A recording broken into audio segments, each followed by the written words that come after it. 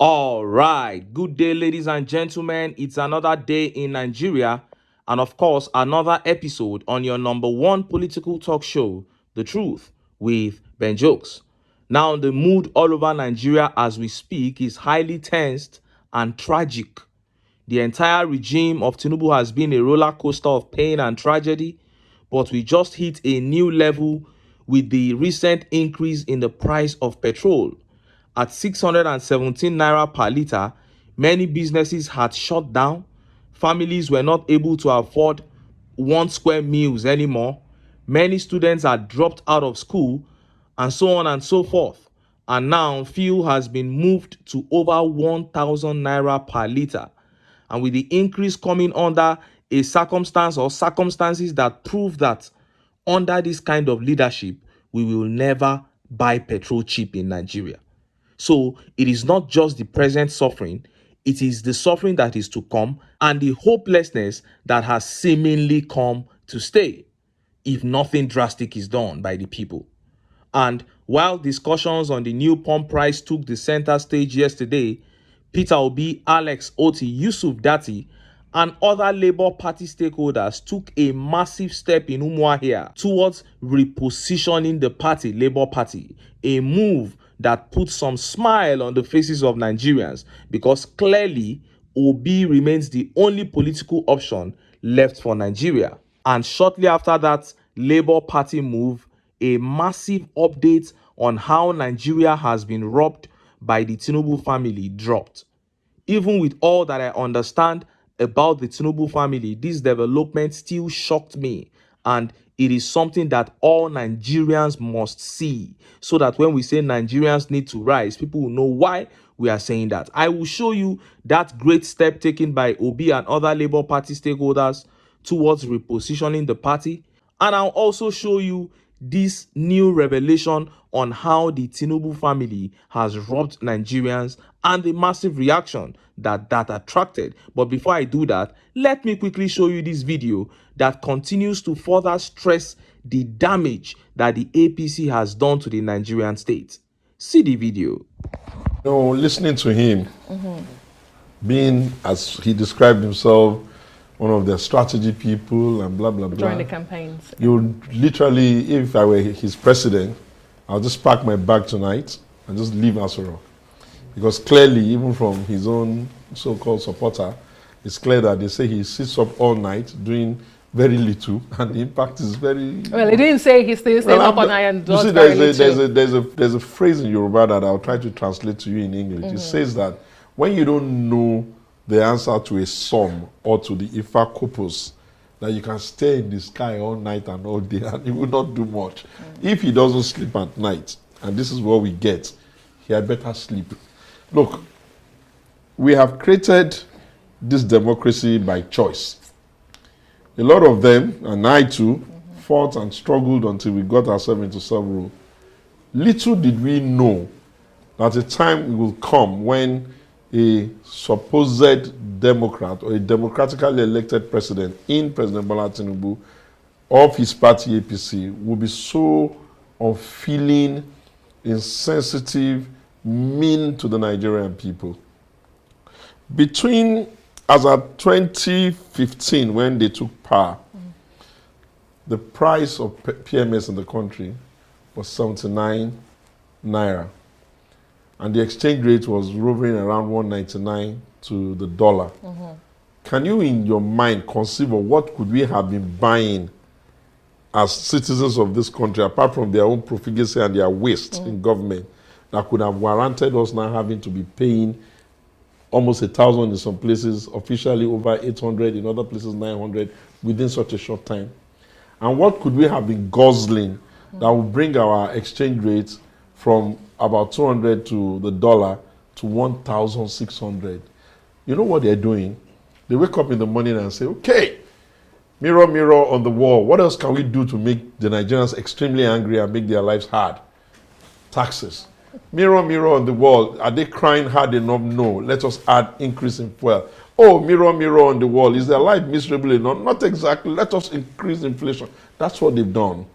And, you know, with every sense of soberness, because we own this country together and we all love this country, we are forced to scream, lest they wreck the ship of state.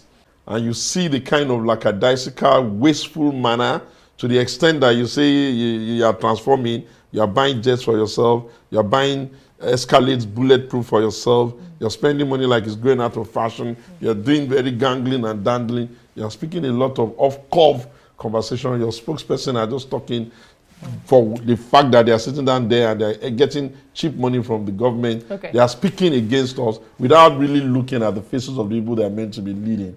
And we say very clearly, this mistake must end soon. You heard that. That was Chief Segun Shodimu there saying what we have repeatedly said here. The APC's misrule of this country must end as soon as possible. And I know for sure that there are many people watching this video right now who about a year ago threw very strong support for the APC. But now, because of the obvious failure of this regime, your support is weak. The truth is that you have not done enough. By now, you should have completely purged yourself of everything that made you back this set of evil guys. Buhari had 8 years and we thought we had seen the worst as a nation under Buhari. But TINUBU has successfully dethroned Buhari as the worst ever after just 1 year and 3 months. The APC can only get worse. That is what that means.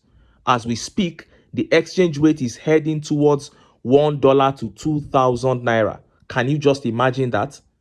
Nigeria cannot continue like this. The people of this country must rise and say enough is enough. Point blank, period. Now, let's move on to the other updates. And before we look at how Peter Obi, Alex Oti, Dati, and other stakeholders of the Labour Party have moved to reshape the party, let us look at that revelation on how the TINUBU family has robbed Nigeria after just 1 year, 3 months in office. Look at how the papers reported it. Oando's market value jumps from 70 billion naira to 1 trillion in Tinubu's first year in office. The market value of Oando PLC, run by Bola Tinubu's nephew Wale Tinubu, soared to record highs from 74 billion naira in 2023 to 1 trillion naira as of September 2024, indicating more than 1,000% increase in valuation as Nigeria battled its worst cost of living and fuel crisis. While the nation was recording an exodus of multinational companies like pharmaceutical giants GlaxoSmithKline, Microsoft, and Diageo due to Nigeria's harsh economic climate, Oando was leaving the league of companies generating billions of naira in revenue to 12 zeros. Oando, an average performing oil company before Mr. Tinubu's government, recorded 74 billion naira profit after tax in the financial year ended 2023, a stark contrast to the previous year when it recorded a loss after tax. But just a little over 1 year after Mr. Tinubu came into office, the company's share price, which sold at 6 naira as of September 1, 2023, saw its market value rocket to an all-time high of 92 naira. The latest valuation elevated Oando to the top 10 most capitalized companies on the Nigerian stock market.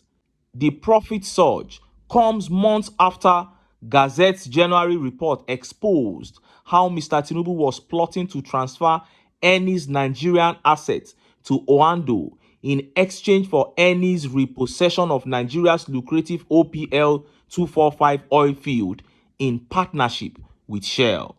The asset transfer was made public last week by the parties, who said the deal was about $785 million and denied any wrongdoing of Oando, cornering juicy deals at the expense of Nigeria's oil field.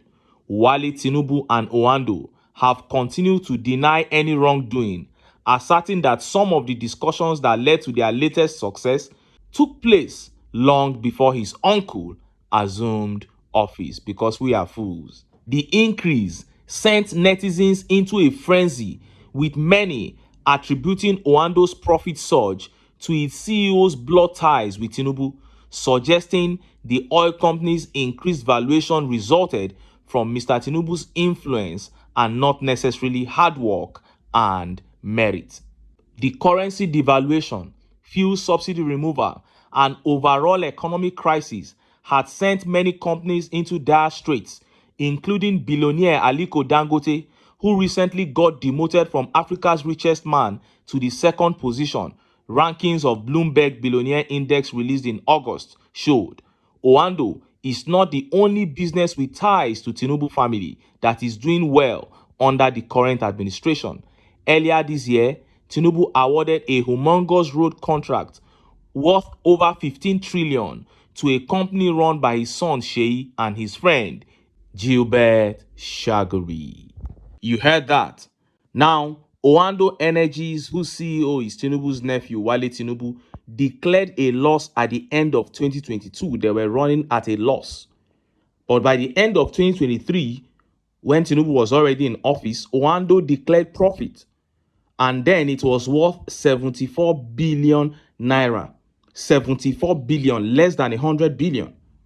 And in 2024, when everything began collapsing totally, and Microsoft, owned by Bill Gates, had to close down their office, and they left Nigeria, stating harsh economic conditions as their reason for leaving. And many other multinationals who had been in Nigeria for decades began fleeing the country because of the collapse of the naira and the general high cost of doing business.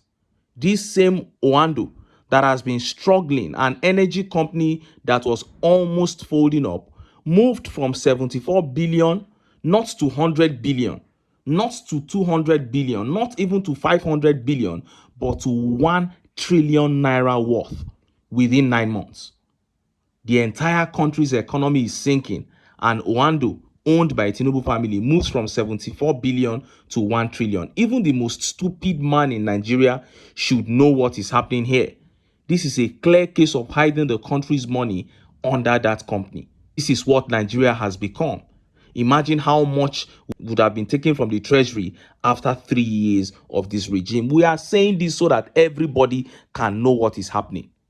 Whether you are a supporter or you are not a supporter, for whatever reason you are doing whatever you are doing, this is the state of your country. So if you still wish to have a country, you should know what to do. And look at how Nigerians reacted. Let's take some of the tweet reactions. This tweet here by Agbalaka says, the only businesses thriving in this country are the ones with Tulumbu's relations running them. That is clear. And everybody with a brain should know why that is happening. This is too bad. And this tweet here by Sammy says, the master strategist will take it to 10 trillion before the end of his tenure. That is it. Oando is going to move to 10 trillion. He's going to swallow up all other energy companies. Let people keep quiet and be looking now. It will touch everybody. Shey Dangote almost cried before he went to submit his refinery to NNPC. He has submitted his refinery to NNPC now. When you say you own a refinery and you cannot determine the price of your own product, it means you have submitted. And this tweet here by Pastor Joshua Bruno says, any more proof of the state capture we warned will happen to Nigeria with this former governor and owner of Lagos State? We don't need any more proof. It is clear to everyone now. And this tweet here by Ijiko says, Nigerians knew his antecedents, yet allowed him access to power. While the poor man suffers and unable to feed, his family and business interests continue to flourish. We will learn one day and put the country first before tribe and religion. Those are the biggest problems of this country. And that is why I will never cease to mention it. As soon as I make a point, I bring in the issue of tribe and religion. I won't get tired of talking about it. Because I know that you people are watching. Yes. That sees everything through tribal and religious lenses. I know that you are watching. Ask yourself what these two things have ever achieved for you. Now that things are difficult, if you're a Yoruba man, can you go to a Yoruba trader and tell him to sell to you cheap? If you're a Muslim, can you say because you backed Muslim ticket, a Muslim trader should come and sell to you cheap? As easy as it sounds, this should be the central focus for everybody. What do I stand to gain from this tribe and religion? You need to ask yourself that question as an adult. And this tweet by Ola says, funny thing is another government might enter and reverse everything unless he's planning to stay in government forever. That is it. Nothing lasts forever. Anybody who thinks he can hold on to power forever is just fooling himself, especially at the federal government level. This is not a state. This situation has degenerated into a mental case for a human being to be acquiring everything like this. And Blazer here says 70 billion to 100 billion to 200 billion to 500 billion to 900 billion to 999 billion, then 1 trillion. Remember, you will need 90 years to finish 1 billion if you spend 1 million every month, starting from day one you were born. The company added 930 billion in just 1 year of the man entering Aso Rock, and people can't feed. He broke it down so that you can know how bad the situation is. Now, let us look at that move by Labour Party and its stakeholders to reposition the leadership of the party structure, which has been the major problem of the party. In Umuahia yesterday, Peter Obi, Alex Oti, and other LP members met for an extended stakeholders meeting. Everybody that matters in the Labour Party except Julius Abure and those clowns that are following him was present at this meeting. Here is a video of the meeting. Now, video came in with no sound, but as you can see there, Alex Oti, Peter Obi, Yusuf Dati, and the other stakeholders coming in.